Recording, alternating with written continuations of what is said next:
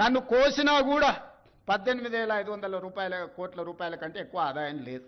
ఏం చేస్తారా నన్ను చెప్పురు ఉద్యోగ సంఘాల నాయకులను అడుగుతున్నా, ఏం చేస్తారు? నన్ను కోసుకుంటే తింటారా? వండుకొని తింటారా? ఏం చేస్తారు?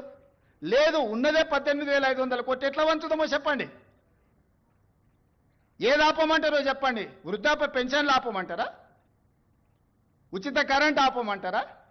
షాదీ ముబారక్ ఆపమంటారా? ఏ ఆపమంటారో చెప్పండి. ఏది ఆపుతారో ప్రజలకు చెప్పండి. అయ్యా మీది ఆపేసి మేము బోనసులు తీసుకుంటాం, మేము జీతాలు పెంచుకుంటాం, మేము అన్నీ మేము దినంగా మిగిలితేనే మీకు ఇస్తామని రైతు ప్రజలకు చెప్తా అంటే చెప్పండి. బహిరంగ సభ ఏర్పాటు చేద్దాం, 10 లక్షల మందిని తెస్తా. ఉద్యోగ సంఘాల నాయకులు మాట్లాడండి, మేము ఈ చిట్టి ఇచ్చిన ముఖ్యమంత్రికి దీని ప్రకారం పరిపాలన జరుగుతుంది అనేది ఇదొక మార్గం. రాష్ట్రం ఆర్థికంగా బాగా లేదు, అప్పు పుడతలేదు, అనా పైసా ఎవడు ఇస్తలేడు. ఎవరినైనా కలవడానికి పోతే బ్యాంకర్లు దొంగలను చూసినట్టు చూస్తున్నారు తెలంగాణ రాష్ట్ర ప్రతినిధులను. ఎవడు ఢిల్లీకి పోతే అపాయింట్మెంట్ కూడా ఇస్తలేడు, వీడు వస్తే చెప్పులు కూడా ఎత్తుకుపోతాడేమో అన్నట్టుగా ఆ పరిస్థితి ఉంది దేశం ముందల.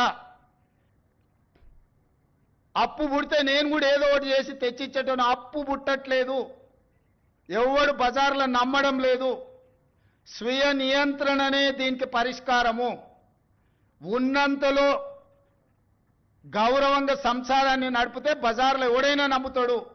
వీధికెక్కి రచ్చ చేసుకుంటే, కుటుంబం పరువు బజార్లో పడేసుకుంటే ఎట్లుంటుందో, ఉద్యోగ సంఘ నాయకులారా, రాష్ట్ర ప్రభుత్వం అనేది మన కుటుంబము. ఈ పరువును బజార్లో మీరు పడేస్తాము అనంటే కుటుంబ పెద్దగా వద్దు అని నేను విజ్ఞప్తి చేస్తున్నా.